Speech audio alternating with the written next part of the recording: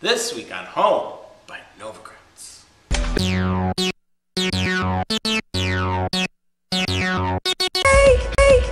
In this week's episode, Bob and Courtney help out a pair of bachelors who work for a developer friend of theirs, Dave Barry. So they go over to Hoboken and check out their bachelor pad. It's a spacious new apartment with a bunch of hand-me-down furniture thrown in, which is typical for people at this age. The guys tell the Novogratz that they have a budget of $8,000 and the only thing on their wish list is a bar. Shockingly, for 20-something-year-old men, they want to entertain a lot.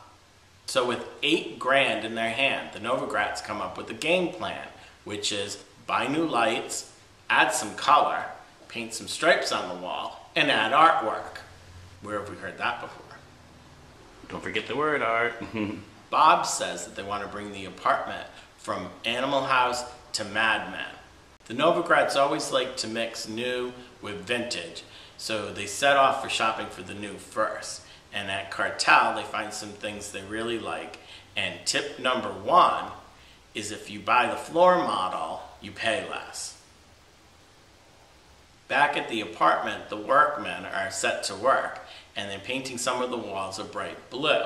And tip number 2 is when you introduce color, only do it on some walls because you should balance it off with some neutrals in order to give it a nice pop. They actually saved some of the guys' original furniture, namely some vintage Ames dining chairs and an upright piano. But they decide to lacquer the piano white. Tip number 3 is to use a water-based lacquer because it's more environmentally friendly. Then, to augment all the modern furniture they bought, they go off vintage shopping.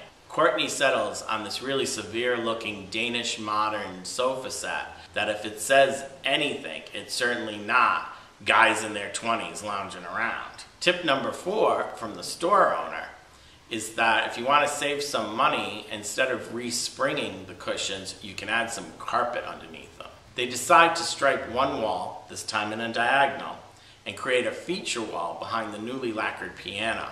And tip number 5 is that when you select a feature wall, you should select a wall that is immediately visible when guests come through the door for maximum impact.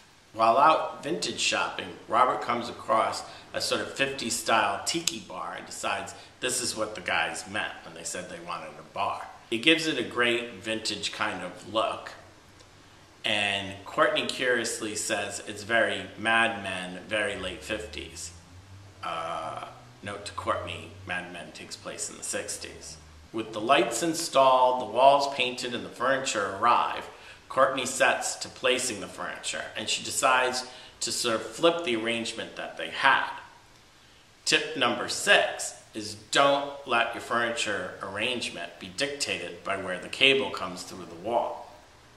In this case, she gets an extension cord and wraps it around, which of course your cable guy won't do for you. But in the end, the two bachelors love it. They even claim to love the hard Danish sofa, and they all toast the success at the new tiki bar.